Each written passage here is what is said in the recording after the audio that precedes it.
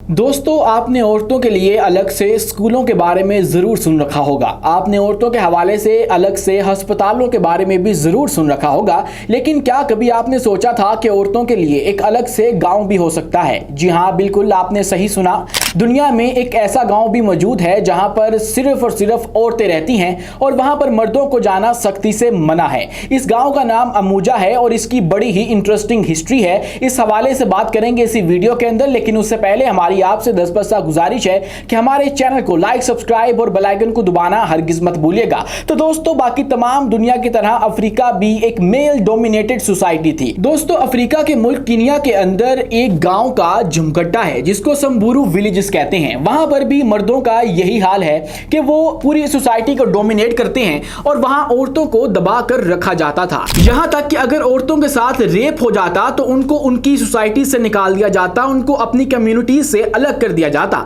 और उसके बाद उनको लान तान की जाती और उनको बुरा भला समझा जाता था। इस हवाले से औरतें भी चुप करके बैठी रहती थी और इसके हवाले से कोई भी रेजिस्ट नहीं करती थी क्योंकि उनकी सरिश्त के अंदर यह बात बैठ चुकी थी। और दोस्तों, इसी हवाले से मैं आपको यह भी बताता चलूं कि अफ्रीका वो जगह है जहां पर स्लेव ट्रेडिंग होती रही है, यानी कि इंसानों की खरीदो फरोख्त। एक लंबे अरसे तक ब्रिटानिया से जो फौजी हैं वो यहां पर आते थे और यहां पर आकर लोगों को खरीदते थे और गुलाम खरीद कर वापस वहां पर ले जाया करते थे।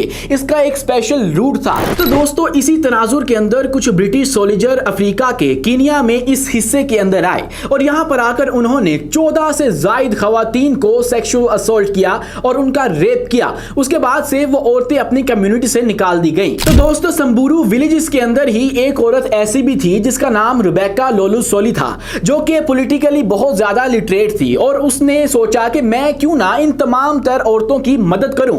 तो उसने इन 14 औरतों को पकड़ा और इनको इनके हकूक के हवाले से आगाह करना शुरू कर दिया। तो दोस्तों, फिर हुआ कुछ इस तरह कि वो औरत जो कि बाकी औरतों को एजुकेट कर रही थी और उनको बता रही थी कि वो कोई इस्तेमाल करने वाली शय नहीं है बल्कि वो एक इंसान है और उनके बाकायदा हकूक मौजूद हैं। तो उस औरत को अपने ही कम्युनिटी से कुछ लोगों ने मारपीट किया। तो दोस्तों, फिर हुआ कुछ इस तरह कि वो औरत जिसका नाम रुबेका लोलुसोली था, उसने अपने खावंद को छोड़ा और इन 14 औरतों को पकड़कर अलग से एक गांव बनाने का सोचा जहां पर सिर्फ और सिर्फ औरत की हुक्मरानी होगी और वहां पर कोई भी पैट्रियार्कल निजाम नहीं चलेगा और वहां पर सिर्फ और सिर्फ औरतें राज कर सकेंगी। और उन्होंने एक नया गांव बना डाला जिसका नाम था अमूजा। दोस्तों, ये गांव जिसका नाम अमूजा है, इसका क़याम 1990 में अमल में आया और शुरू में तो इन औरतों ने किया कुछ इस तरह कि इसके बाहर एंट्री फीस लगा दी जिसकी कीमत थी $12 और जो भी दूसरे विजिटर्स यहां पर आते और इस गांव की अंदरूनी खूबसूरती देखना चाहते कि यहां पर औरतें किस तरह से रहती हैं,